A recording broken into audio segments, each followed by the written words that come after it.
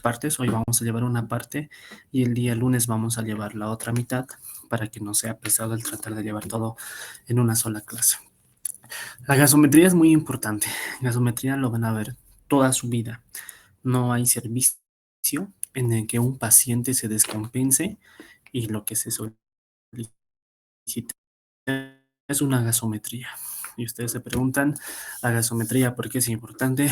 Porque una gasometría les proporciona muchos datos. La gasometría primero les va a indicar cómo está el estado ácido-base del sangre en el paciente. Entonces vamos a tener un pH de 735, 745.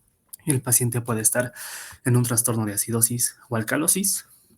Nos van a reportar gases sanguíneos, como el CO2 y el PO2. Estos gases sanguíneos son importantes porque nos van a reflejar la ventilación pulmonar. Y ustedes saben que el sistema pulmonar tiene la función de poder realizar un intercambio de gases, el poder eliminar el CO2, que es un ácido volátil, y poder internalizar oxígeno para que pueda ser utilizado en el metabolismo celular. Cuando ese intercambio de gases se ve comprometido, estos gases también se van a alterar y van a condicionar alteración del pH, a expensas de la alteración de la presión parcial de dióxido de carbono. En cambio, el oxígeno ya va a tener otro tipo de repercusiones porque su disminución va a condicionar un estado de hipoxemia en sangre, la hipoxemia va a condicionar un estado de hipoxia en los tejidos y los tejidos finalmente van a llegar a disoxia, donde no van a poder utilizar ningún tipo de sustrato porque no hay oxígeno para poder cumplir su metabolismo. Entonces, es fácil imaginarse que un paciente que tiene un problema pulmonar, una neumonía, un distrés, una tromboembolia pulmonar, un edema agudo de pulmón, cardiogénico, no cardiogénico, un problema intersticial, una fibrosis, etcétera, cualquier situación que comprometa la función pulmonar nos va a alterar los gases.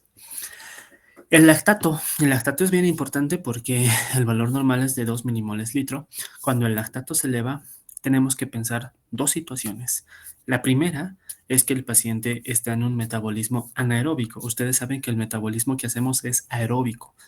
Cuando no tenemos suficiente disposición de oxígeno, optamos por un metabolismo anaeróbico. Y como consecuencia del metabolismo anaeróbico, se produce ácido láctico. Ese ácido láctico rápidamente se convierte en lactato y nos va a incrementar el lactato. Ahora la pregunta es, ¿qué situaciones pueden condicionar un metabolismo anaeróbico?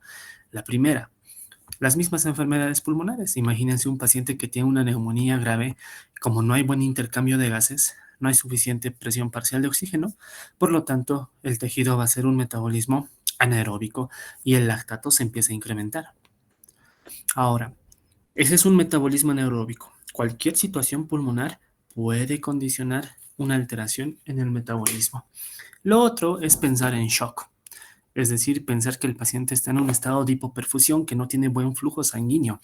Entonces, si nos ponemos a analizar qué situaciones no tienen buen flujo sanguíneo, cualquier estado de choque, shock distributivo, cardiogénico, obstructivo, hipovolémico, séptico anafiláctico, neurogénico. Cualquier shock, como no tiene buena perfusión, buen flujo de sangre, va a incrementar el lactato porque el tejido no recibe flujo sanguíneo. Si se dan cuenta, tenemos por un lado metabolismo anaeróbico y por el otro lado tenemos hipoperfusión. Ahora, hay casos en que se pueden presentar ambos. El ejemplo más obvio puede ser una neumonía. Una neumonía grave puede convertirse fácilmente en sepsis y la sepsis se puede convertir en choque séptico y ahí tenemos un lactato incrementado a predominio del estado de choque. Entonces el lactato.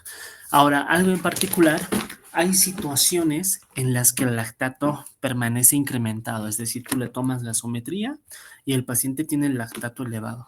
Y no es por un metabolismo anaeróbico y tampoco es por shock, es por otro tipo de situaciones como las enfermedades oncohematológicas. Las enfermedades oncohematológicas dan lugar a que el lactato esté incrementado. Pónganse un paciente con leucemia, le toman gasometría y ya tienen lactato elevado, pero por su patología de base, no porque tengan un problema en cuanto al metabolismo aeróbico o anaeróbico o tengan shock.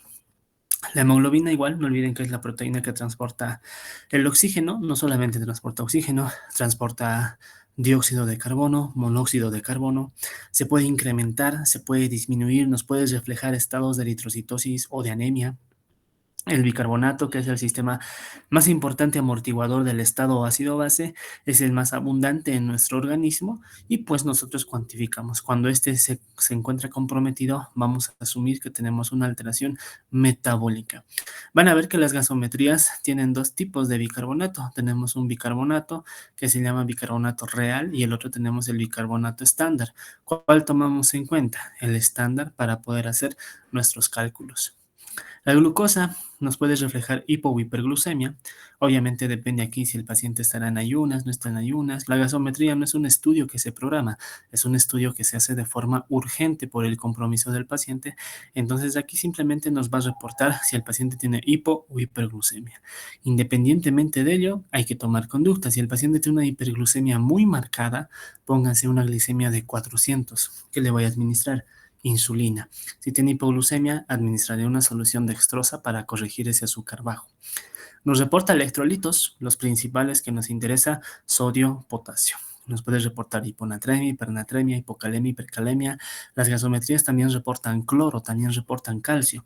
Entonces nos puede ayudar a tomar conducta inmediata cuando se trata de electrolitos. La gasometría no toma mucho tiempo.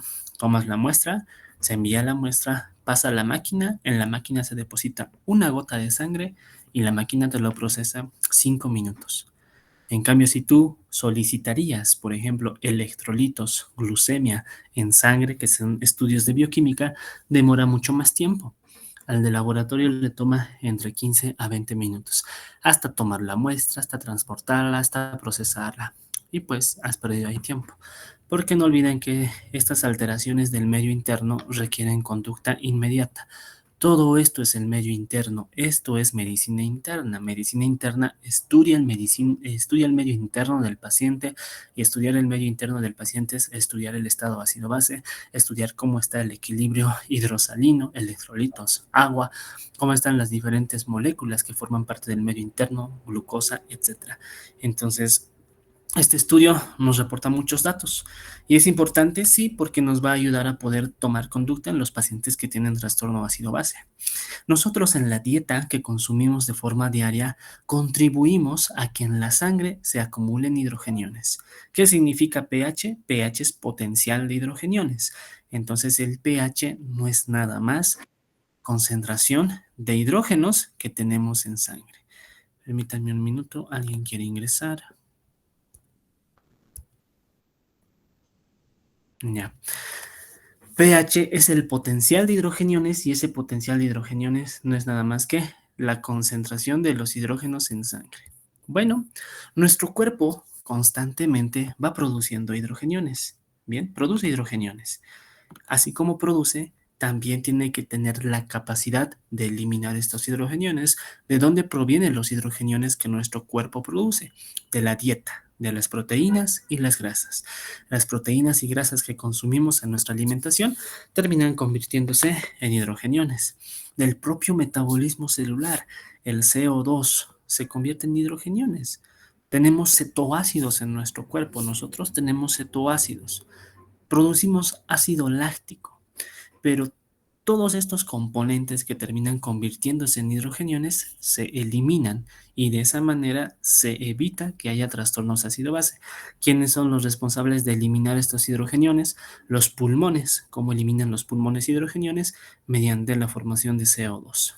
Y los riñones eliminan los hidrogeniones directamente en la orina. No olviden que la orina tiene un pH ácido. Cuando ustedes solicitan examen general de orina, el pH de la orina es un medio ácido debido a que pues elimina bastantes hidrogeniones y es la manera en que ambos sistemas mantienen el equilibrio ácido-base.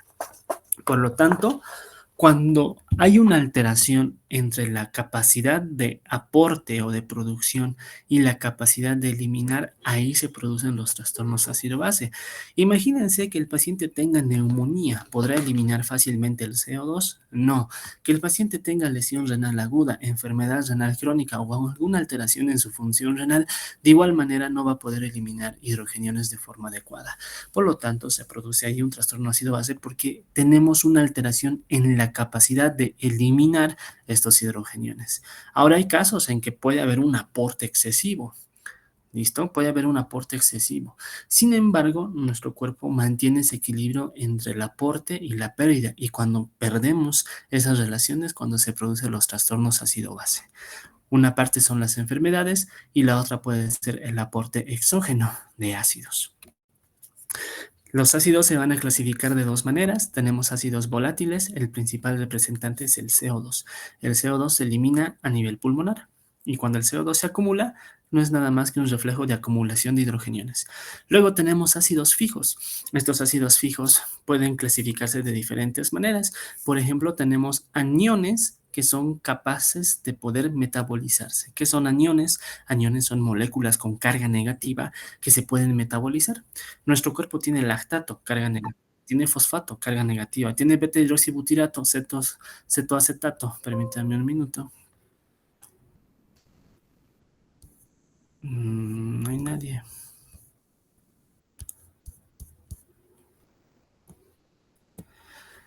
Tenemos cuerpos cetónicos que nuestro cuerpo lo puede eliminar, se pueden metabolizar. Es decir, nosotros tenemos estos ácidos y como son metabolizables, se eliminan y no generan ningún trastorno ácido base. Hay aniones que no se pueden metabolizar, es decir, que nuestro cuerpo por alguna razón puede sufrir el aporte de un ácido que no es fácilmente metabolizable. Por ejemplo, aquí tenemos el metalón, el etilenglicol, los ejemplos más clásicos que hay cuando tenemos, por ejemplo, el consumo de bebidas que son adulteradas y contienen estas sustancias. Estas sustancias, por ejemplo, son ácidos, pero estos ácidos no son fáciles de metabolizar y como no se metabolizan, condiciona un trastorno ácido-base. Estos nuestro cuerpo lo puede eliminar.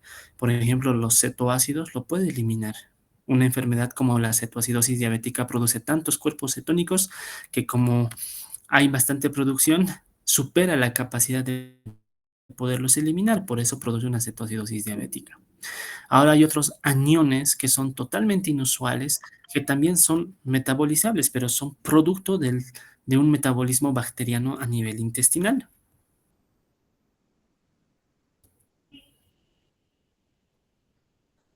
¿Y cuáles son esos? El del lactato, el butirato, el acetato, el propionato. ¿Qué quiere decir? Nosotros a nivel del intestino tenemos bacterias, tenemos una microflora que es capaz de producir estas sustancias y también generar aniones. Y cuando no se pueden eliminar, se produce trastornos ácido-base. Ahora puede haber desaparición de cargas positivas como lisina, arginina, acidina. En todo caso, ¿qué tenemos que acordarnos? Cualquier ácido fijo tiene la capacidad de producir el incremento de los hidrógenos. Si los hidrógenos se incrementan, el pH se altera. En cambio, el CO2 puede eliminarse a nivel pulmonar.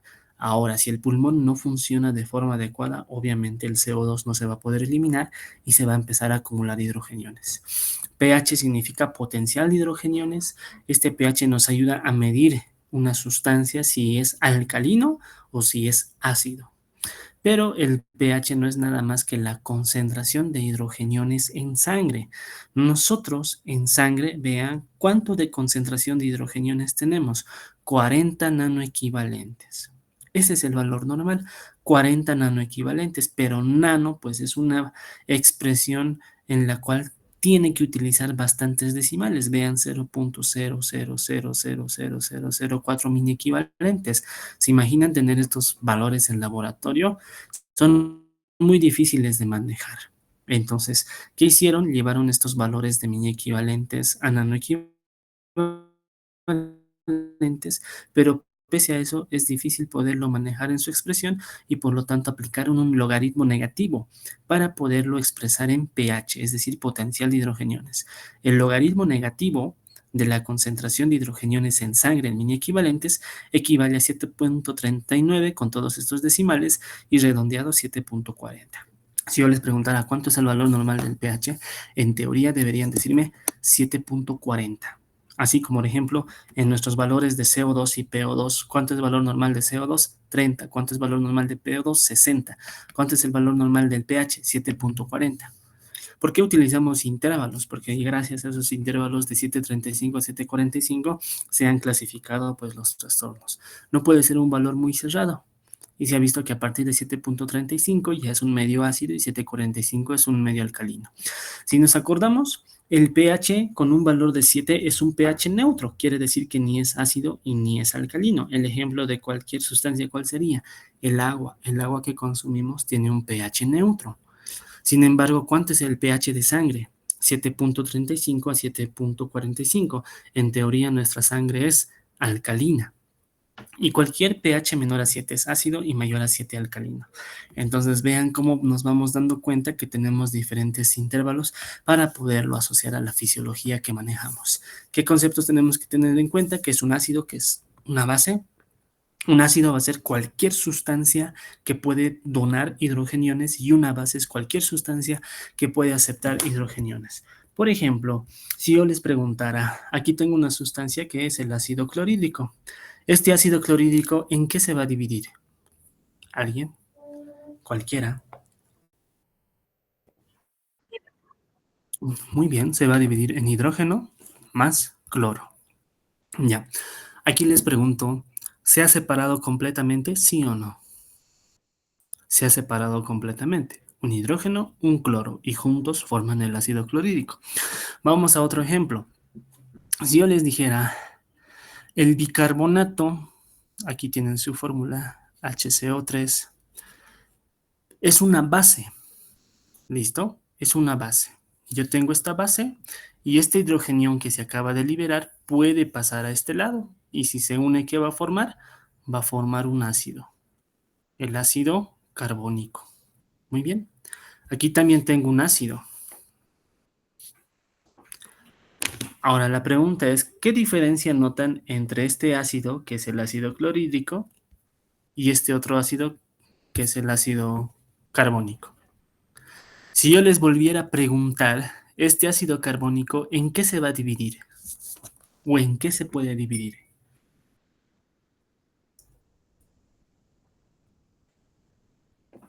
¿Alguien?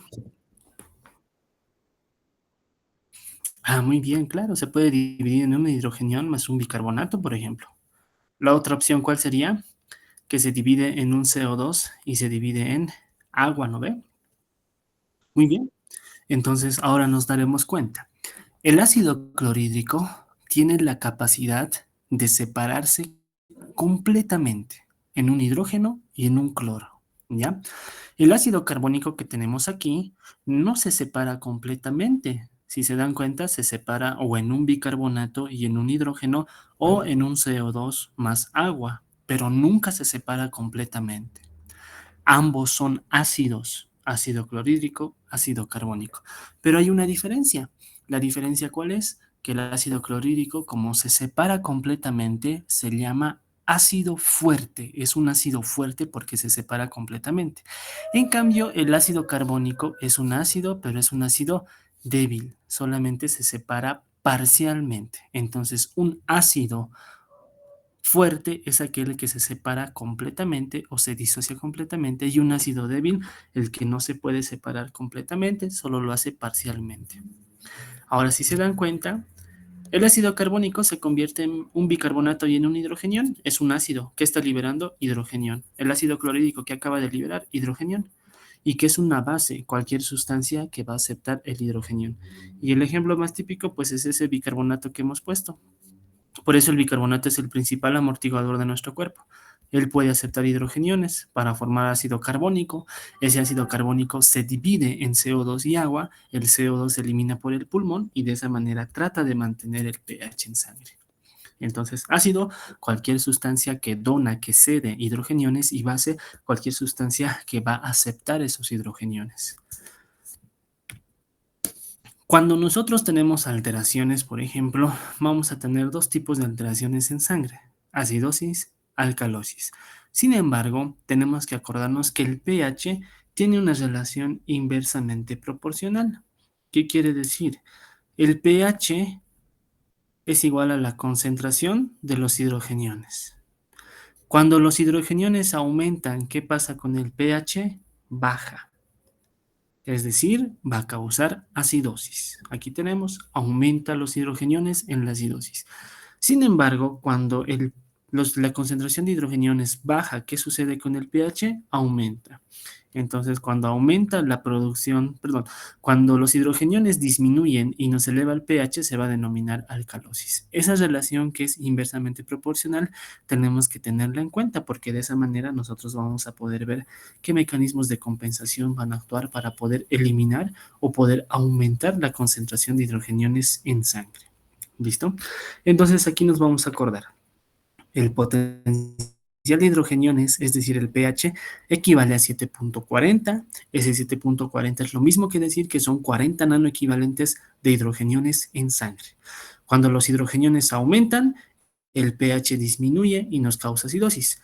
Cuando disminuye la concentración de hidrogeniones, nos aumenta el pH y nos causa alcalosis. Tenemos pHs compatibles con la vida para ambos extremos. Nuestro organismo está en 7.40 y la relación con nanoequivalentes es de 40. Y vean que a medida que aumenta la cantidad de hidrogeniones, 40, 50, 63, 80, 100, 125, 160, ¿qué pasa con el pH? Disminuye, se vuelve más ácido. El pH compatible con la vida para la acidosis es 6.8, que equivale, imagínense, a 160 nanoequivalentes. De 40 a 160 son 4 veces su valor. Por el otro lado, de 40 disminuye a 32, 25, 20, 16 y vean cómo el pH va incrementando, 7.4, 7.5, 7.6 hasta 7.8, que es lo compatible en la alcalosis. Entonces, por un lado disminuye, por el otro lado aumenta y nos afecta el pH.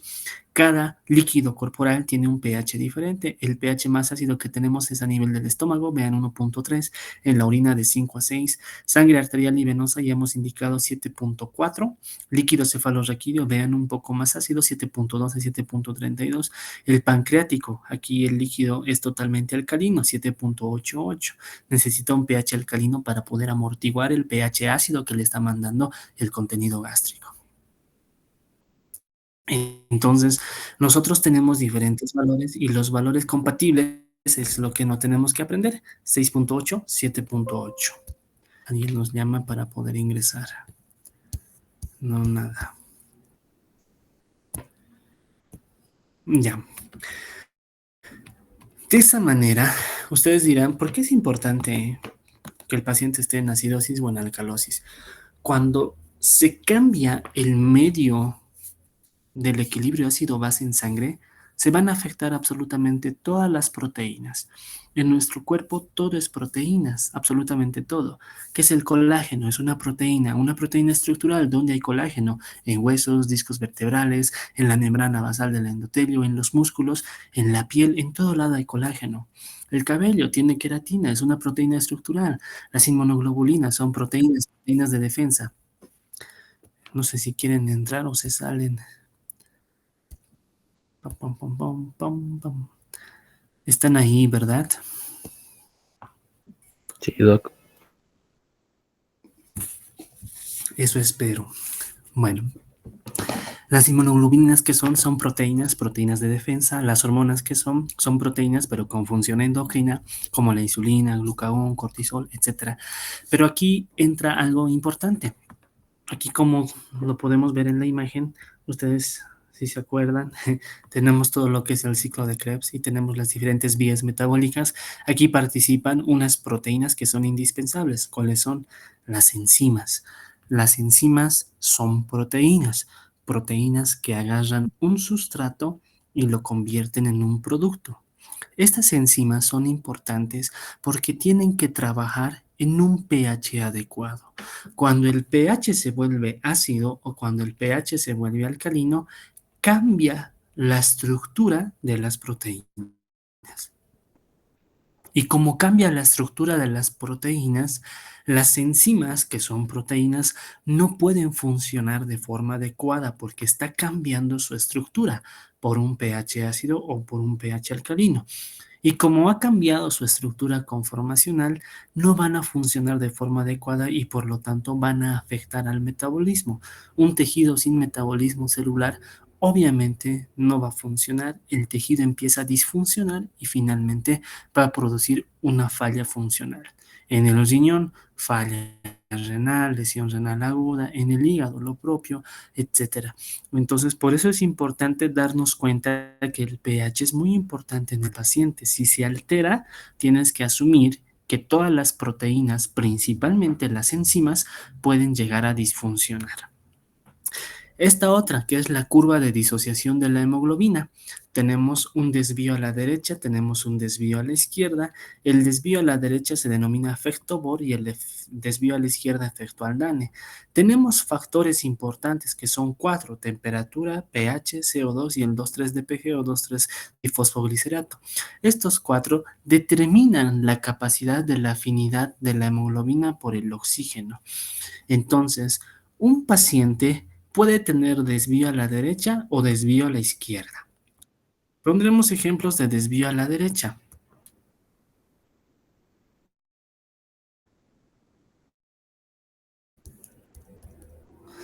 Pondremos ejemplos de desvío a la derecha. Vean, habíamos indicado que el pH tiene una relación totalmente inversamente proporcional y de esa manera pues vamos a tener las alteraciones de la curva de disociación de la hemoglobina.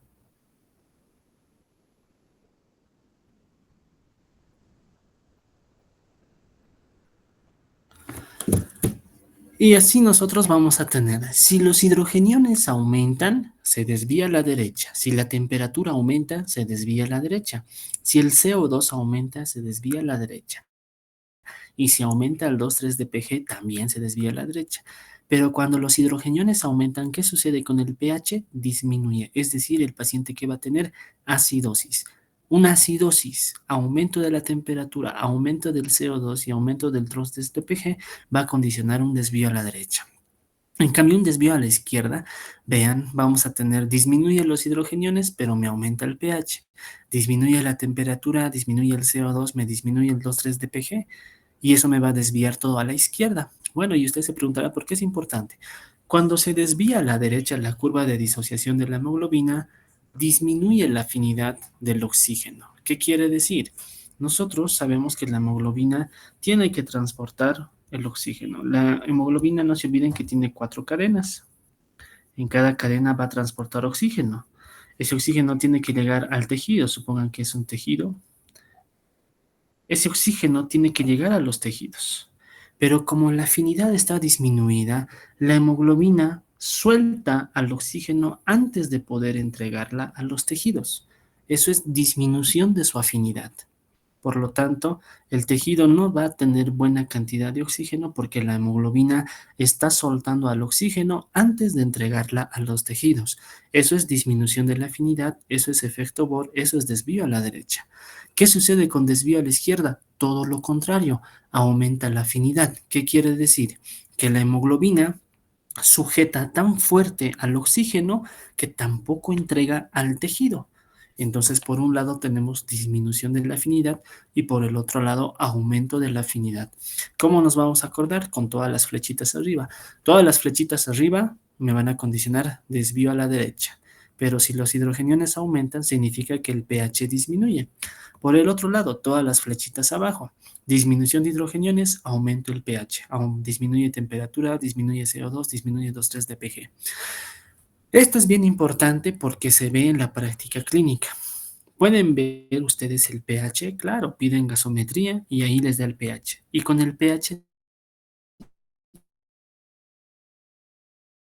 tú ya sabes si está en acidosis o en nitro de mercurio. Yo no confío en el termómetro por infrarrojo y van a tener al paciente.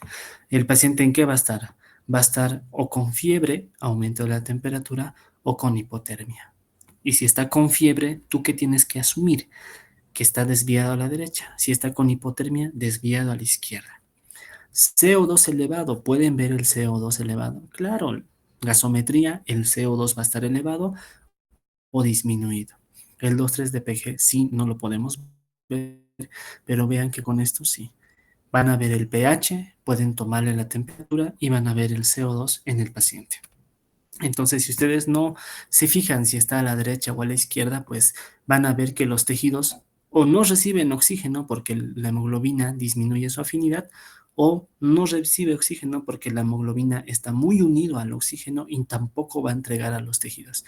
Y los tejidos empiezan a disfuncionar. Un ejemplo, el riñón que no reciba oxígeno va a entrar en hipoxia y el riñón, ¿qué va a suceder?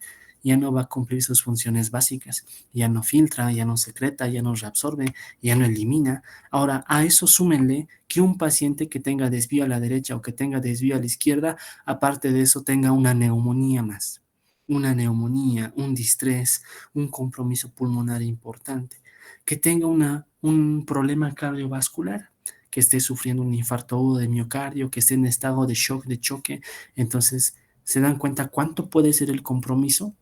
Si el paciente tiene fiebre, le pasas antipirético. Si el paciente tiene un problema de CO2, optimizas el oxígeno en el paciente o se lo mete a la ventilación invasiva o no invasiva, dependiendo del contexto. Puedes corregir estos trastornos. Tiene acidosis metabólica, hay que pasarle bicarbonato. Tiene alcalosis metabólica, que pierda bicarbonato. Le daremos diuréticos como acetazolamida para que elimine el exceso de bicarbonato. Entonces se puede corregir. Cuando tú no corriges esto y lo dejas pasar de largo, el paciente poco a poco empieza a disfuncionar y se empieza a comprometer a nivel sistémico. Entonces el paciente en la sala puede estar con desvío a la derecha, con desvío a la izquierda, puede tener un problema pulmonar, puede tener un problema cardiovascular y todo eso se puede pasar de largo cuando no monitorizamos. Lo otro que tenemos que acordarnos es la ecuación de Henderson-Hasselbalch. La ecuación de Henderson-Hasselbalch tiene una fórmula donde tenemos el potencial de hidrogeniones, que es igual a la constante de disociación del bicarbonato más el logaritmo de la relación del bicarbonato sobre 0.03 por la presión parcial de CO2. Si nosotros desglosamos estos datos, ¿qué tenemos? Tenemos el 6.1. ¿Qué es el 6.1? Es el pK. ¿pK de quién? Del bicarbonato. Si ustedes se acuerdan de bioquímica y alguna vez han escuchado de este término pK, ¿qué es pK? Es la constante de disociación. ¿Y qué es constante de disociación? Esa capacidad de separarse en todos sus componentes.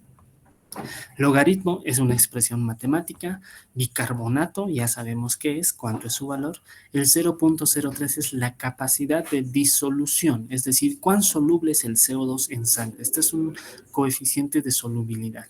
Y la presión parcial de CO2, que lo tenemos. Antes, por ejemplo, no se disponía de todos los valores en la gasometría. A veces, pues, te daban ejercicios, te decían, bueno, el bicarbonato está en 19, el CO2 está en 20. Encuentren el pH y solo tenías que reemplazar datos y pues meterlo a la calculadora y encontrabas el pH. Antes eran así los ejercicios. Ahora, ¿dónde se volvía complejo? Se volvía complejo cuando te daban otros datos. Te decían el pH del paciente está en 7.0, el CO2 está en 35. Hallar el bicarbonato. Y tenías que despejar, ¿no? Matemáticas. Todo lo que está dividiendo pasa a multiplicar, todo lo que está multiplicando pasa a dividir, etcétera. Y despejabas, por ejemplo, el bicarbonato y encontrabas. Antes eran así los ejercicios ácido-base, pero pues ahora, como se ha ido ya perdiendo algunas maneras de poder interpretar, se hace la interpretación directamente con este esquema que es la ecuación de Henderson-Hasselbalch. Ya nos dan todos los datos en la gasometría y por lo tanto hacemos directamente la interpretación. La relación del bicarbonato con el CO2 es de 21. ¿Qué quiere decir? Que por cada 20 bicarbonatos hay un CO2. Para los que están con su calculadora o están con calculadora a la vista o cerca, si dividen 20 dividido entre 1, sale 20. Si sacan logaritmo de 20, les va a salir 1.30. 1.30 y 1.30 más 6.1, ¿cuánto sale? 7.4. Y ahí viene la relación. 7.4 es la capacidad que nosotros tenemos para mantener el equilibrio ácido-base. Cuando se rompe esta relación, se producen los trastornos. Si yo les dijera, el bicarbonato subió a 40, ¿a cuánto tiene que subir el CO2? ¿Alguien?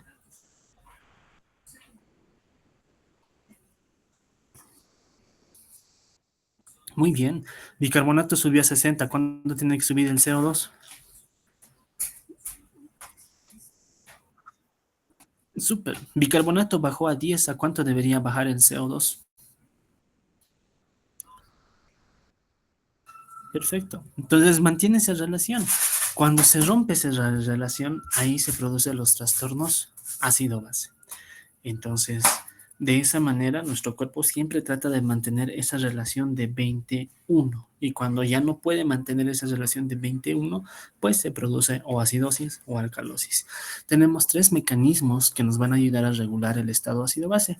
El primero son los buffers, también llamados amortiguadores o tampones. Bien, aquí quienes conforman esta primera línea de defensa, todas las proteínas. La segunda línea es el aparato respiratorio. Los pulmones van a eliminar ácidos en forma de dióxido de carbono. Y la tercera línea es el sistema renal. El riñón tiene que eliminar hidrogeniones en la orina, una orina ácida. Cuando la primera línea no es suficiente, ahí apoya el aparato pulmonar, y cuando pues el pulmón no es suficiente, apoya el sistema renal. Y de estas tres maneras se logra mantener el equilibrio ácido-base.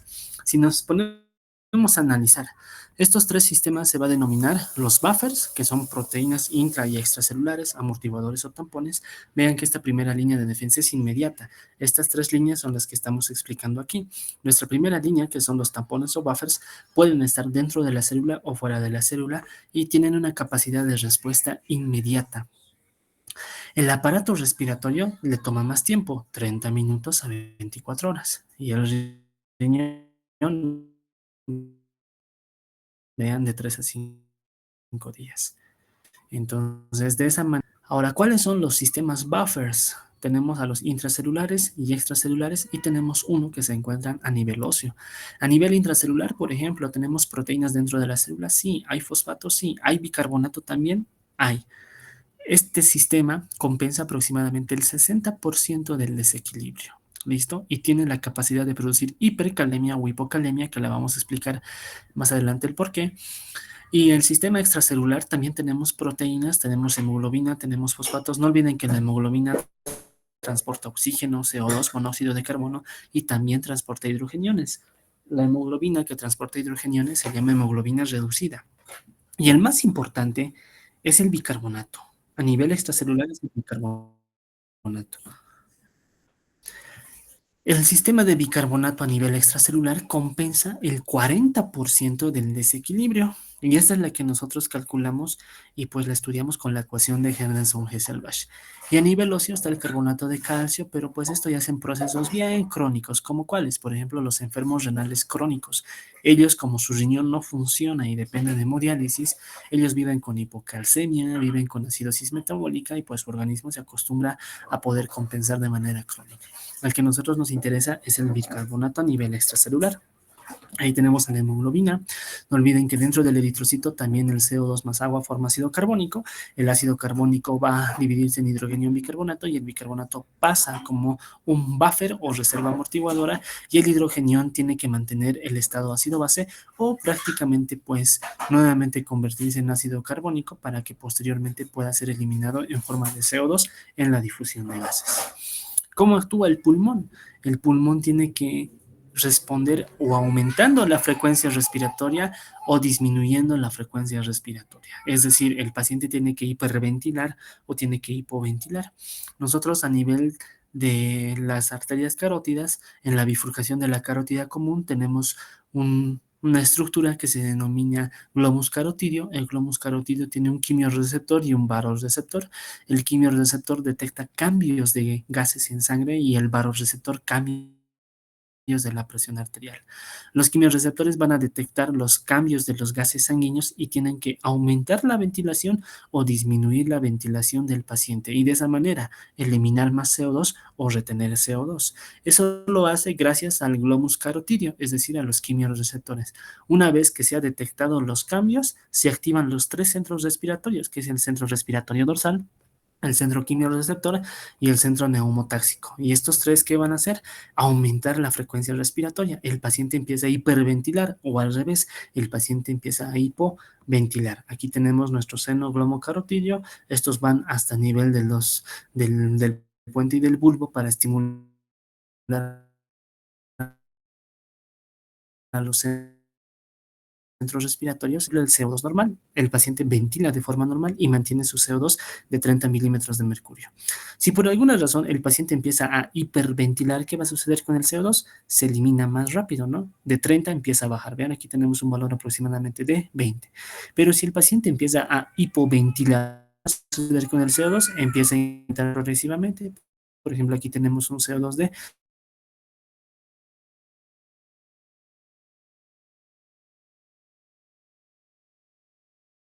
CO2 hipoventilar. Tiene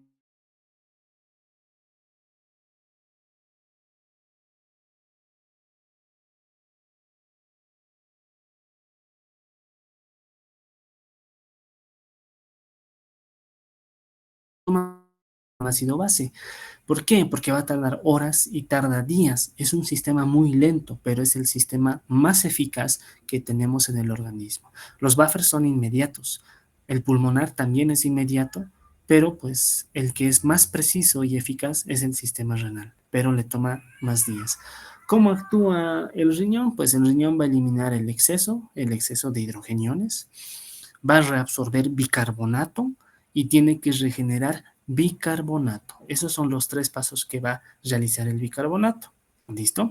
¿Cómo lo hace? Mediante estos sistemas. Lo primero que va a hacer, va a reabsorber bicarbonato y tiene que eliminar hidrogeniones en el túbulo proximal. Entonces, por ejemplo, aquí tenemos una célula epitelial en el túbulo proximal y tenemos a este lado el líquido tubular y el líquido peritubular. ¿Qué tienen que acordarse? Como producto final del metabolismo siempre se produce CO2 y agua. O sea, todo tejido siempre va a formar CO2 y agua. El CO2 con agua, gracias a la enzima anhidrasa carbónica, se convierte en ácido carbónico. Y este ácido carbónico se divide en hidrogenión y el bicarbonato. El bicarbonato se intercambia con cloro para poder ser utilizado como tampón o buffer. En cambio, el hidrogenión se intercambia con sodio o puede ser transportado de manera sola, es decir, solito, y el hidrogenio se va a eliminar en la orina. Entonces aquí perdemos hidrogeniones. En caso, por ejemplo, de una acidosis, perdemos hidrogeniones y reabsorbemos bicarbonato para que pueda funcionar como tampón o buffer. El otro mecanismo es la síntesis de bicarbonato y secreción de hidrogeniones en las células intercaladas del túbulo distal y túbulo colector, casi la porción terminal de lo que es el glomérulo. Entonces aquí tenemos a la célula intercalada. Vean nuevamente cuál es el producto final del metabolismo, CO2 y agua. Gracias a la anhidrasa carbónica se convierte en ácido carbónico y el ácido carbónico se va a dividir en bicarbonato e hidrogenión. Este bicarbonato pasa nuevamente mediante un intercambio con cloro para funcionar como buffer o tampón y el hidrogenión nuevamente se elimina. Vean que en la célula intercalada se intercambia con potasio o sal o al fosfato en forma de ácido fosfórico. El hidrogenión se une al fosfato y se elimina en forma de ácido fosfórico. En cambio aquí se eliminaba de manera sola. Y el último es la producción de bicarbonato de nomo, es decir, hay que sintetizar bicarbonato de nomo y esto se realiza gracias a un aminoácido que es la glutamina y se hace a nivel del túbulo proximal de la nefrona. Esta glutamina, este aminoácido, tiene la capacidad de dividirse en dos componentes, uno que es el bicarbonato y el otro que es el amoníaco. El bicarbonato se intercambia con cloro para poder pasar nuevamente a funcionar como tampón o buffer y este amoníaco se une a hidrogeniones y forma el amonio y el amonio se elimina en la orina. Entonces, de esa manera, mediante esos tres pasos, el riñón puede mantener el equilibrio del pH en sangre. Aquí tenemos una tabla, por ejemplo, donde compara amortiguadores, porque todas las proteínas son amortiguadores. El bicarbonato, la hemoglobina, el fosfato, las proteínas. Bien, pero ¿cuál es el más importante? El bicarbonato. El bicarbonato es mucho más importante porque es el más abundante del cuerpo. ¿Listo? Los otros órganos, por ejemplo, los pulmones, modifican el pH o eliminando CO2 o reteniendo CO2. Los riñones y el hueso también responden, pero de manera mucho más tardía porque les toma días el poder mantener y poder corregir un trastorno ácido-base. Aquí tenemos los tres pasos que habíamos indicado que hace el riñón. El riñón, ¿qué tiene que hacer? Reabsorber y reponer todo el bicarbonato posible. ¿Cómo lo hace? Todo el bicarbonato que se filtra lo va a mantener. Se filtra y tiene que pasar nuevamente a la sangre para funcionar como bicarbonato. Lo otro, forma nuevamente ácido titulable. ¿Qué ácido se eliminaba? El ácido fosfórico, y el bicarbonato que se formaba nuevamente pasa a la sangre para funcionar como tampón o buffer. Y el último era la formación de amonio, que se hace gracias a la glutamina. La glutamina daba lugar al bicarbonato y al amoníaco, y el amoníaco con el hidrogenión se eliminaba en la orina. Entonces, esos tres pasos son los más importantes. Conserva el bicarbonato que se filtra, produce bicarbonato de nuevo, eliminando ácido fosfórico, y produce bicarbonato de nuevo gracias a la glutamina. Entonces, son los tres pasos.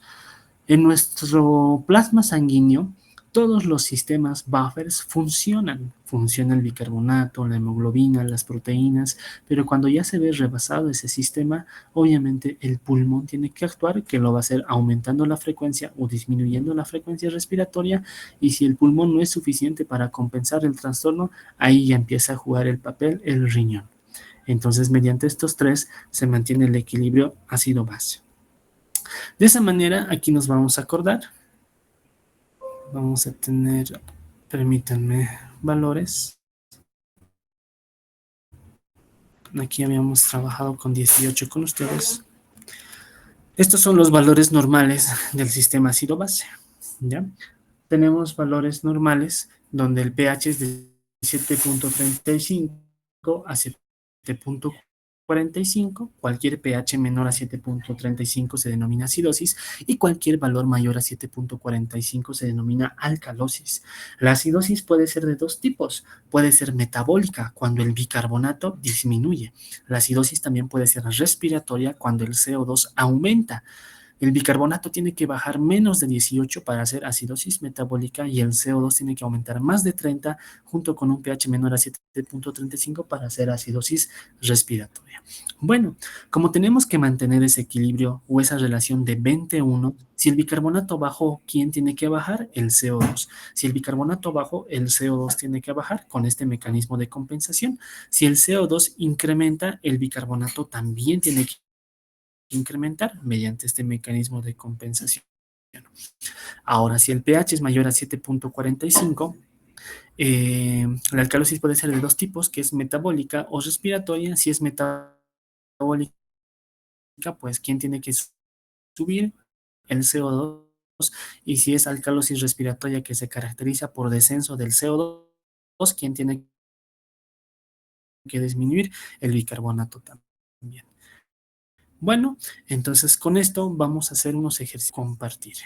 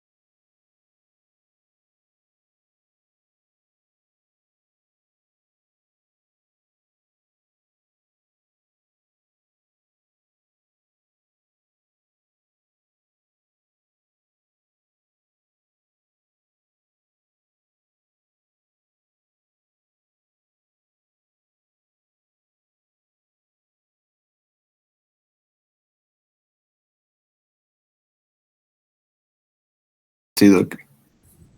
Ya, bien.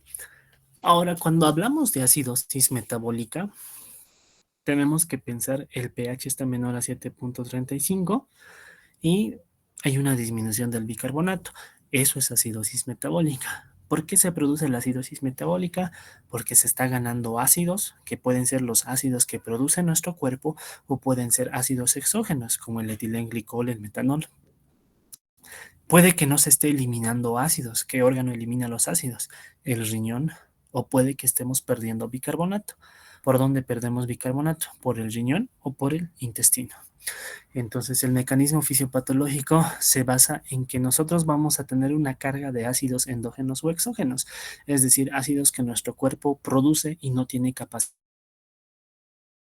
de eliminar, o por alguna razón hay ácidos exógenos que han sido aportados por el paciente, por ejemplo, las intoxicaciones. Ahí está nuevamente el cuadro de ácidos volátiles y de ácidos fijos.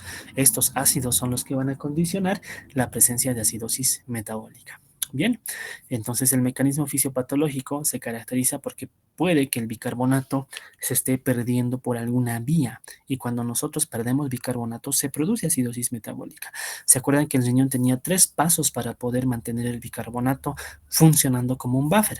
El primero era reabsorber el bicarbonato filtrado, generar bicarbonato de nuevo con ácido titulable, con el ácido fosfórico, y formar bicarbonato a partir de la generación de amonio.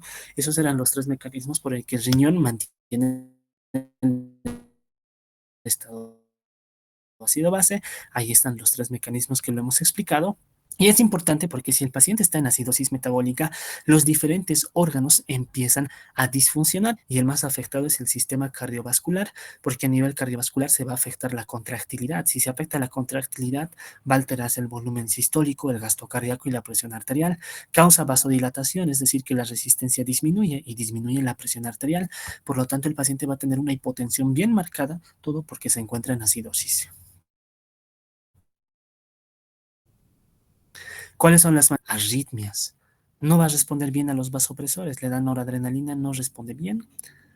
Tampoco responde a los inotrópicos. El paciente va a tener alteración del estado de conciencia, letargo, efecto Borda, desvío a la derecha. Su respuesta inmunitaria va a estar alterada, por lo tanto causa mayor inflamación porque produce mayor interleucinas. Las propiedades quimiotácticas, la capacidad de eliminar bacterias por los leucocitos también se atenúa, no funciona de forma adecuada. El paciente es más susceptible a procesos infecciosos. Por ejemplo, aquí está el AEIOU, que es el acrónimo para saber si el paciente está con criterios de urgencia dialítica: acidosis metabólica, hipercalemia, ingesta de tóxicos, sobrecarga, uremia. Y la acidosis metabólica por sí sola es un criterio para que el paciente ingrese a hemodiálisis. Nuevamente la curva de disociación, ya hemos indicado que podemos tener un desvío a la derecha o un desvío a la izquierda. Vean las complicaciones que genera la acidosis metabólica: alteración de la contractilidad, baja el gasto cardíaco, causa fibrilación ventricular, disminuye la actividad de las catecolaminas a nivel respiratorio. Como el bicarbonato disminuye, ¿quién tiene que disminuir? El CO2. ¿Cómo va a disminuir el CO2? El paciente va a empezar a hiperventilar, y obviamente eso exige que los músculos respiratorios trabajen mucho más y puede causar una fatiga muscular, y la fatiga muscular falla respiratoria. A nivel vascular, vean, dilatación arterial, te baja las resistencias, las venas hacen, te aumenta la resistencia en la arteria pulmonar. Entonces tiene muchas complicaciones, todo por no percatarnos que el paciente estaba en acidosis. Metabólico, causa resistencia a la insulina, ¿no? Si el paciente tuviera acidosis metabólica, un paciente diabético con cetoacidosis, la insulina no va a actuar de forma adecuada porque el mismo medio ácido condiciona resistencia a la insulina. Causa hipercalemia, reducción en la síntesis de ATP. Como la célula, ¿ya? Ustedes saben que afuera de la célula tenemos el potasio, ¿no? El potasio, ¿cuánto es el valor normal del potasio? De 3.5 a 5.5. Bueno, tengo un pH que es ácido, un pH menor a 7.35. Si el pH está disminuido, ¿cómo están los hidrogeniones afuera de la célula? Incrementados. Hay mucho. ¿La célula qué hace? La célula trata de mantener el equilibrio ácido-base. Entonces, ¿qué hace la célula? Trata de internalizar estos hidrogeniones adentro de la célula. Pero, a cambio, ¿qué va a sacar? Va a sacar al potasio. Por lo tanto, el potasio sale fuera y se empieza a acumular. ¿Todo para qué? Para tratar de meter esos hidrogeniones adentro de la célula y de esa manera poder mantener el pH, que no esté tan ácido. pero ¿a expensas de qué? De sacar potasio, el potasio se empieza a acumular y puede causar hipercalemia. Entonces, de esa manera, el trastorno ácido base puede causar trastornos hidroelectrolíticos. Entonces, aquí, ¿qué se tienen que acordar? La acidosis metabólica causa hipercalemia de manera frecuente y la hipercalemia causa acidosis metabólica. Entonces, ahí tenemos el mecanismo que nos explica el por qué. Cuando estamos en acidosis, quiere decir que hay muchos dentro del compartimento intracelular, pero tiene que salir potasio a cambio, por lo tanto hipercalemia. Y al revés es todo lo contrario. Si tenemos una alcalosis, es decir, los hidrogeniones están disminuidos, la célula saca hidrogeniones, pero internaliza el potasio y por lo tanto causa hipocalemia. Entonces, las acidosis de qué se acompañan, hipercalemia, y las alcalosis, hipocalemia. La hipercalemia que puede causar acidosis metabólica y la hipocalemia, alcalosis metabólica. Una vez que nosotros ya hemos visto que el paciente está con acidosis metabólica, el otro paso que sigue es el análisis del anión GAP. Y el anión GAP no es nada más que hacer pues una operación algebraica donde vamos a sumar y restar la concentración de electrolitos y del bicarbonato y poder identificar cuál es la causa de acidosis metabólica en el paciente. Para que el paciente tenga acidosis metabólica son dos causas. Uno, porque tiene anión GAP elevado y tenemos estos dos acrónimos, y el otro cuando tiene anión GAP normal. Cuando tiene anión GAP elevado, tenemos, vean, este acrónimo que se llama MUDPILES y el otro GOLMAR. El MUDPILES, ¿qué significa? Significa que el paciente tiene ácidos como el metanol, como la urea, como cuerpos cetónicos en la acidosis diabética, el paraldehído, el hierro, el ácido láctico, el etanol, el etilenglicol, salicilatos. El Goldman es lo mismo, nada más que tiene otros nombres, podríamos decir. Glicoles, aquí está el glicol, oxiprolina, lactato, aquí tenemos lactato, del lactato, metanol, aquí hay metanol, aspirina, que es lo mismo que salicilato, falla renal, que es lo mismo que uremia, y cetoacidosis, lo mismo que cetoacidosis diabética. Entonces, cualquiera de los dos te tienes que acordar porque ambos te van a causar anión GAP elevado. Ahora, el anión GAP normal se pierde bicarbonato por dos vías, o por el intestino o por el riñón. Pero ustedes dirán, pero doctor, aquí dice que también en la falla renal y la uremia es riñón, es cierto, pero esta pérdida renal no tiene nada que ver con la falla renal o con la uremia. Cuando aquí hay un problema renal y te causa anión GAP normal, se llama esta enfermedad acidosis tubular renal, que es muy rara, muy poco frecuente. Yo en los años que ya voy viendo gasometrías, hasta ahora no he visto una acidosis tubular renal. Esta es la más frecuente que van a ver en el medio y después van a ver un anión GAP normal por un problema gastrointestinal. ¿Qué problema gastrointestinal? La principal, diarreas. La otra, que el paciente tenga drenajes, los drenajes posoperatorios. Esos drenajes pues tienen débito y cuando el débito es muy elevado pierden bicarbonato, pierden electrolitos, pierden agua. Por eso se hacen balances en ese tipo de pacientes. Y el otro, cuando tienen fístulas, comunicaciones. Entonces, ¿cómo es la fórmula del anión GAP? La fórmula del anión GAP es sodio menos cloro más bicarbonato y el valor normal es de 8 a 12 mini equivalentes litro. Bueno, ese es el valor, es normal. Ahora, hay otra fórmula donde pueden utilizar el potasio también. Sin embargo, el valor cambia cuando se utiliza potasio. Tenemos sodio más potasio, que son cargas positivas, menos el cloro más el bicarbonato, que son cargas negativas. Cuando utilizamos el potasio, el valor es de 12 a 16 mini equivalentes litro. Pero cuando utilizamos solamente sodio, sodio menos cloro más bicarbonato, de 8 a 12. Bueno, cualquier valor mayor a 12 se denomina anión GAP elevado y cuando el valor está de 8 a 12 se denomina anión GAP normal. Anión GAP elevado, anión GAP normal. Bueno, ahora el otro paso que tenemos que hacer es poder calcular el anión GAP y si por alguna razón el paciente tiene una albúmina, algo que se llama anión GAP corregido, que ahorita lo vamos a ver. Entonces, esta es la fórmula para el anión GAP corregido, que ahorita lo vamos a aplicar. No se olviden, anión GAP normal, cuando el valor te sale de 8 a 12, y anión GAP elevado, cuando te sale mayor a 12. Anión GAP elevado se denomina normoclorémico y anión GAP normal se denomina hiperclorémico. ¿Qué más? Si el paciente tiene albúmina disminuida, vean que el anión GAP puede bajar, y es decir, te va a enmascarar el anión GAP. Ahorita vamos a ver. ¿Cuáles son las causas para que el paciente tenga anión GAP elevada? Vean, acidosis urémica por lesión renal, cetoacidosis, acidosis láctica, metalón, etilen, aspirina, paracetamol, tolueno, o por otras causas mucho más raras, fosfatos, sulfatos, L-lactato, del lactato. Pero bueno, todo esto se en los dos acrónimos, que es el Goldman y el Moodpiles. ¿Cuáles son las causas para anión GAP normal? Las causas, vean, la primera, diarrea. Diarrea. ¿Listo? Tenemos uterosigmoidoscopía y conductulial, es decir, la comunicación, la presencia de fístulas, la presencia de drenajes, las acidosis tubulares, que son raras, rarísimas. Entonces, de esa manera, las causas en la más frecuente para el anión GAP normal siempre es el cuadro diarreico. ¿Listo?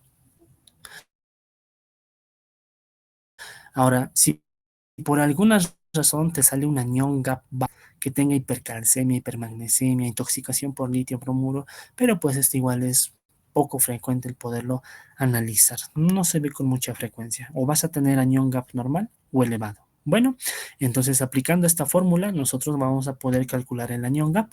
Aquí tenemos un ejercicio. Muy bien. ¿Qué tenemos que hacer?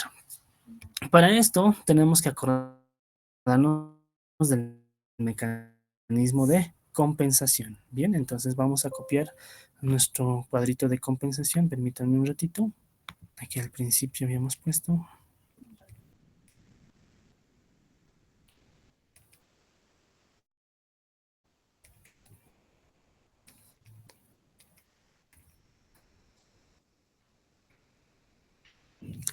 Se perdió.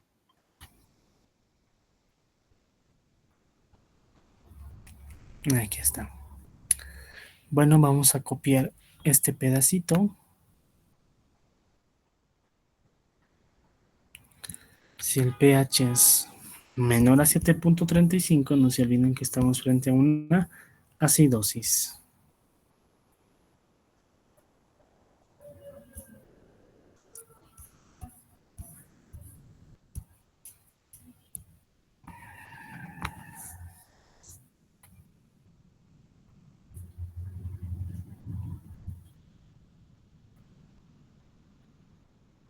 Me perdí con los ejercicios.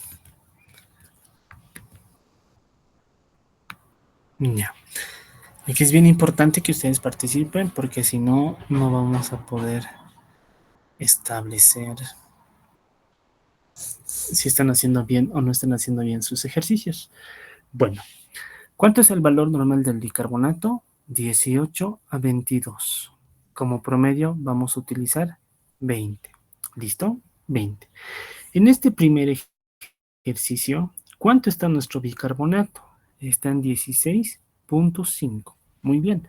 ¿Está disminuido? Está disminuido. Nuestro pH está ácido, está en el límite inferior, pero sí está con tendencia a la acidosis. Bueno, entonces yo puedo decir, tengo una acidosis metabólica, porque para que sea una acidosis respiratoria, el CO2 tiene que incrementar. El CO2 de aquí, ¿cómo está? 27. ¿Cuánto es el valor normal? 30. Significa que está disminuyendo, es decir, que está tratando de compensar el trastorno ácido-base del tipo acidosis metabólica. Ese es un paso. Bueno, como a este lado, al lado derecho, tenemos nuestros valores normales, lo primero que ustedes tienen que hacer, ¿qué es? Primero, el valor normal del bicarbonato es 20. De 20 a 16.5, ¿cuánto ha bajado? El del paciente está a 16.5. De 20 a 16.5, ¿cuánto ha bajado de bicarbonato? 3.5. 3.5. 3.5. Perfecto. Ha bajado 3.5.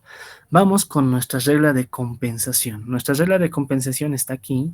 Dice, por cada un mini equivalente que disminuye el bicarbonato, el CO2, ¿cuánto tiene que bajar? 1.2. Entonces, ¿qué tengo que hacer? Lo primero, resto el 20 menos el bicarbonato de mi paciente, en este caso me sale 3.5. Luego, ¿qué hago? Lo multiplico por 1.2.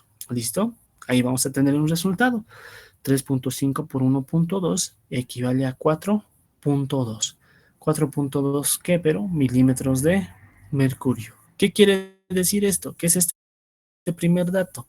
Este primer dato nos indica que el dióxido de carbono debería haber disminuido 4.2 milímetros de mercurio.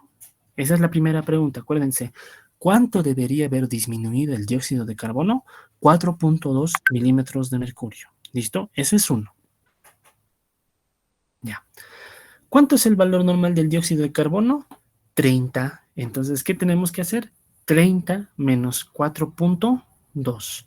¿Cuánto le sale 30 menos 4.2? 25.8. 25.8. Perfecto. Significa que el paciente debería estar con un CO2 de 25.8.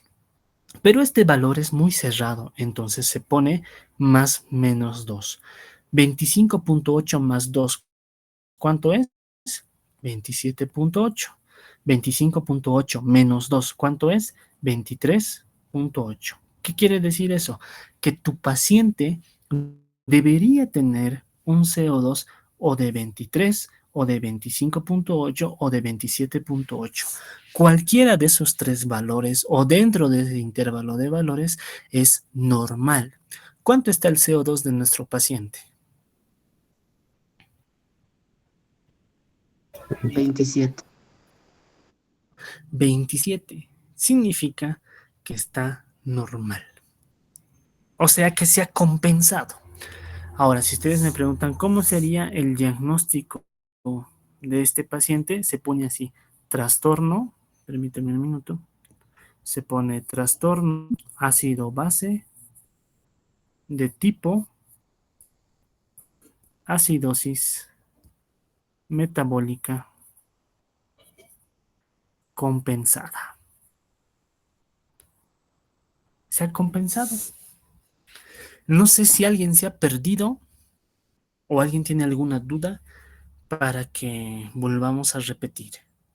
Es bien importante porque si no entienden esto no van a entender alcalosis y después respiratorio va a ser más complejo. Sin miedo, sin duda. ¿Quién no ha entendido?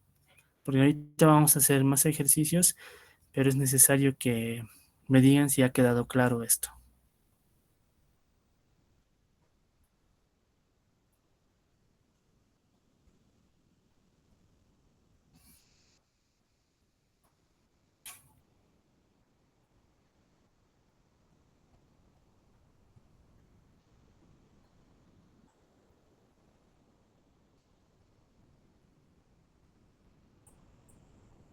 ¿Alguien?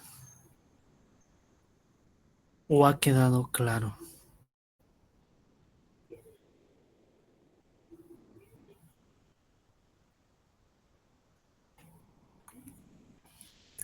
Bien, a ver, nos acordaremos entonces. Vamos a hacer aquí lo siguiente. Tienen que acordarse estos valores. Muy bien, vamos a poner aquí. Bueno, pondremos ejemplos. Ya. Aquí tienen el primero. El paciente tiene un pH de 7.20. Tiene PCO2 de 15. Tiene bicarbonato de 6 y un PO2 de 60 y déficit de bases de menos 10. Bueno, primer diagnóstico. ¿Es acidosis o alcalosis? Ya, estamos frente a una acidosis. Perfecto. ¿Es metabólico o es respiratorio? Respiratorio. ¿Por qué es respiratorio? Para que sea respiratorio, el CO2 tiene que estar más de 30. Para la acidosis respiratoria, CO2 tiene que estar más de 30. El CO2 del paciente está en 15. Oh, perdón. Es una 22. acidosis metabólica. Ya. ¿Cuánto es el valor normal del bicarbonato? Hemos dicho de 18 a 22. Como promedio, ¿cuánto vamos a usar? 20. De 20, el paciente, ¿cuánto está el bicarbonato? Está en 6. ¿Cuánto ha bajado? 14. Muy bien, entonces hacemos, ha bajado 14.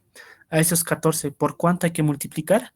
Por 1.2. Muy bien, multiplicamos 14 por 1.2. ¿Por qué por 1.2?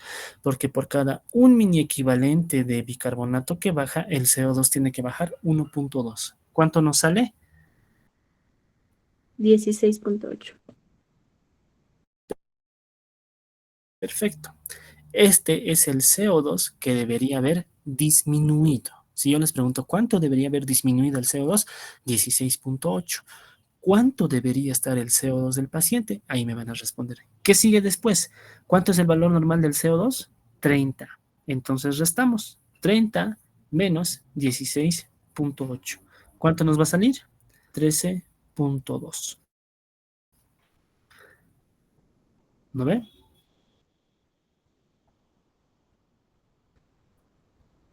¿Cuánto debería estar el CO2 del paciente? 13.2 más menos 2. Más 2, ¿cuánto sería? 15.2 menos 2, ¿cuánto sería? 11.2. Bueno, entonces debería estar 11.2, 13.2 o 15.2. ¿Cuánto está el CO2 del paciente? 15. Entonces, ¿es compensado o no es compensado? Es compensado. Es compensado. Entonces, ¿cómo va a ser nuestro diagnóstico? Trastorno ácido-base del tipo acidosis metabólica compensada. ¿Listo? Entonces, de esa manera es como ustedes tienen que hacer el diagnóstico de los trastornos ácido-base. Bueno, entonces aquí ahora, ¿qué hay que hacer? Practicar, practicar y practicar varias veces. Permítanme un ratito. Vamos a hacer unos cuantos ejercicios más. Muy bien, anotemos valores. Bueno, el pH está 6.8. PCO2 de mi paciente está en, perdón, de mi paciente está en 30. Bicarbonato está en 4. PO2 está en 60 y el déficit de base está en menos 15. Muy bien. Ahora sí, calculen y yo voy a preguntar cuánto debería haber disminuido el CO2 y cuánto debería estar el CO2 del paciente.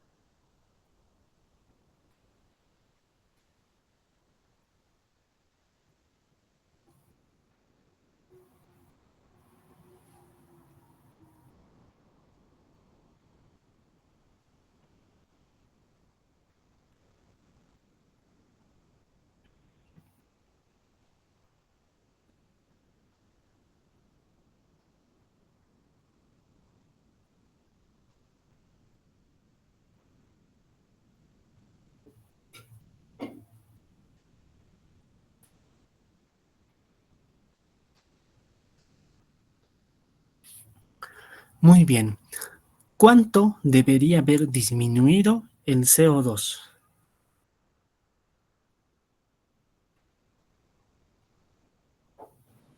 19.2.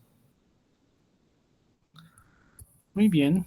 ¿Y cuánto debería estar el CO2? Entre 10.8 más menos 2. 10.8 más menos 2, es decir, 8.8 o 12.8. ¿Cuánto está el del paciente? 30. Está 30. Ahora la pregunta ¿es compensado o no es compensado? No compensado. Ya, ahora vámonos un poquito atrás. Quiero que vean este tablito que dice aquí, trastorno agregado. Ahí abajito, fíjense, el CO2 que dice, cuando el CO2 es igual a lo que tú esperabas, por ejemplo, nosotros estábamos esperando un CO2 de 8.8, 10.8 o de 12.8, tú dices es una acidosis metabólica pura. O sea, si nos hubiera salido en ese valor, es una acidosis metabólica pura.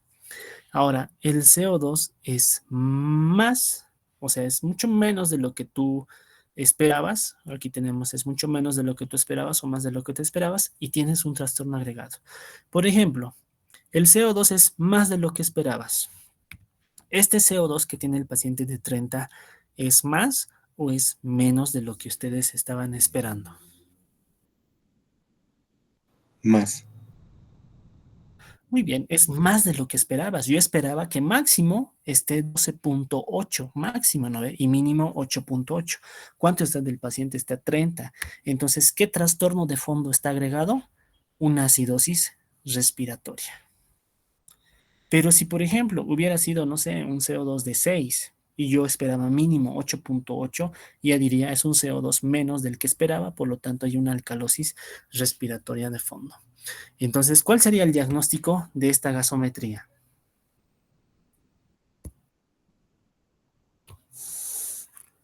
Es un trastorno ácido-base. ¿De qué tipo? ¿De tipo?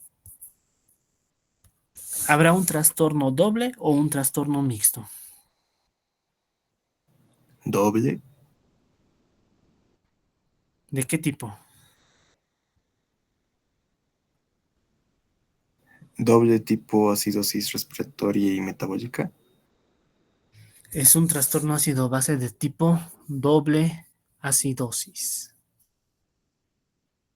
metabólica y respiratoria. ¿Listo? Entonces, podemos tener trastornos simples cuando tenemos o acidosis o alcalosis. Podemos tener trastornos dobles cuando tienes dos acidosis, acidosis respiratoria con metabólica o metabólica con respiratoria, o puedes tener trastornos mixtos cuando tienes acidosis y alcalosis. Entonces, por ejemplo, aquí ustedes tienen dos opciones. Pueden decir es un trastorno ácido base del tipo acidosis metabólica descompensada y listo, ahí murió.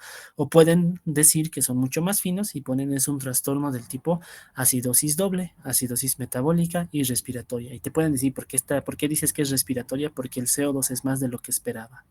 Claro, pues si bien está en 30, porque 30 es valor normal, no ha disminuido ni un poco. Por lo tanto, se considera elevado y es un trastorno doble. Pero si ustedes pues quieren dejarlo como descompensada, es mucho válido. ¿Listo? Ya. A ver, por favor, vamos a hacer un par más y tienen que responder cuánto debería haber bajado y cuánto debería estar el CO2 del paciente. Ya, tengo un bicarbonato de 10, tengo un CO2 de 10, tengo un pH de 7.31, PO2 de 70 y tengo un déficit de base de menos 10. Muy bien.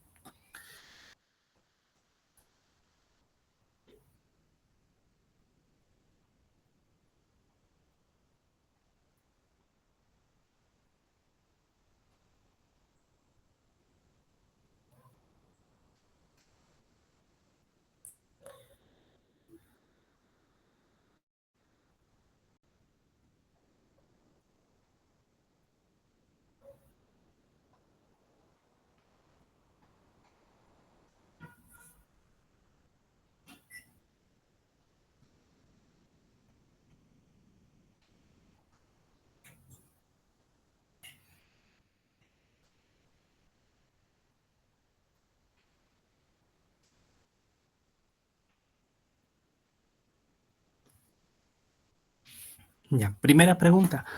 ¿Cuánto debería haber bajado el CO2?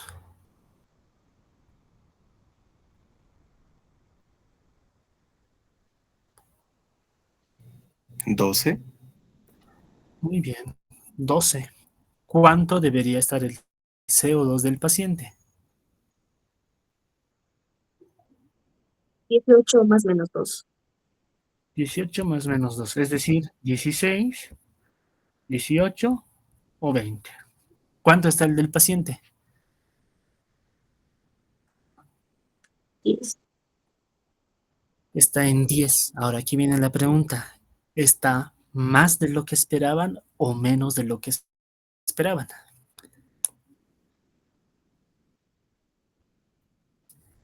Está menos de lo que esperaban. Yo esperaba que mínimo esté 16. ¿Cuánto está? Está en 10. Ha bajado más de lo que debía. Ha bajado, pero más.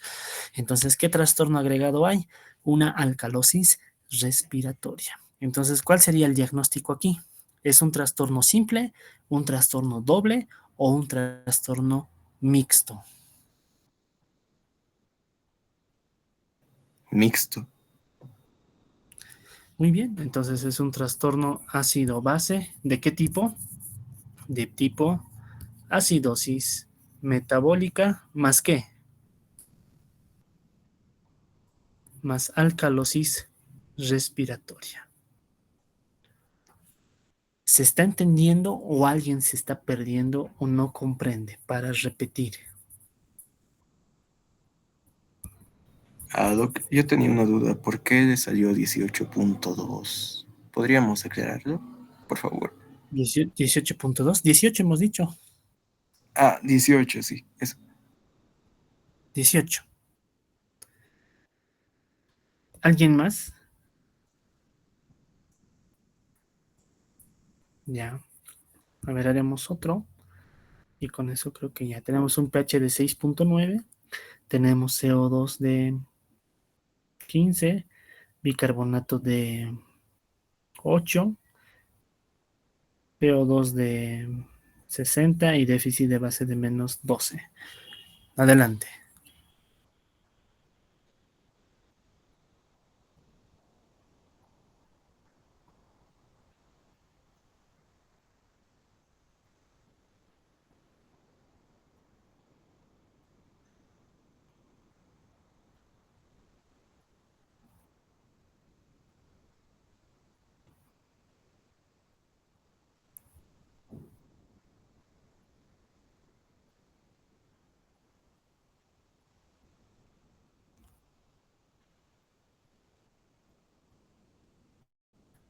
¿Cuánto debería haber disminuido el CO2?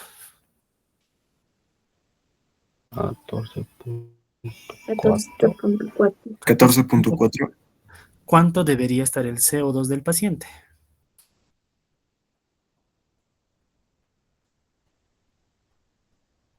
Mm, 15.6 más menos, ¿no?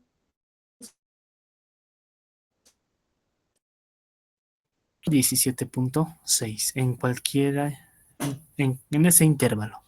¿Cuánto está el CO2 de nuestro paciente? 15. Bien, ¿cuál sería el diagnóstico aquí? Sin miedo. Completito, ¿no? No es decir, acidosis metabólica, se dice trastorno ácido base de tipo y mencionan qué tipo es. ¿Qué diagnóstico sería? Trastorno ácido base de tipo acidosis metabólica compensada. Perfecto. Listo. Ahí murió. Entonces, si se han dado cuenta, en la parte de la acidosis no es complejo. Ahora, ¿dónde se acompleja un poco cuando ya calculamos el anión GAP? Bien, pero bueno, vamos a dejar aquí. Ya hemos visto generalidades, hemos visto acidosis metabólica. El día lunes, por favor, en el mismo horario les voy a mandar el link y ahí vamos a ver anión GAP y luego vamos a ver alcalosis metabólica. Y luego pues vamos a elegir un día con todos ustedes para hacer la parte de trastornos respiratorios. No hay prisa, no tenemos ningún problema, como la mayoría tiene disposición de tiempo, es poder quedar un día. Espero que aquí les haya quedado claro. Esto siempre hay que tener esa regla, ¿no? Acordarnos la compensación por cada un bicarbonato baja 1.2. Ahí la regla es facilita. Se resta, se multiplica y se vuelve a restar al valor normal del CO2. ¿Listo? Bueno, no sé si alguien tiene alguna duda para que lo aclaremos o pues podamos dejarlo aquí. Me preocupa que no participen todos porque si no participan significa que solo se han conectado. No olviden que esto netamente depende de ustedes el poder hacer los ejercicios, porque si no, no van a comprender. Bien. Bueno, entonces nos veríamos el día lunes, por favor. Les voy a mandar el link en el mismo horario. ¿Ya? Tengan buenas noches. Positivo, Doc, muchas gracias.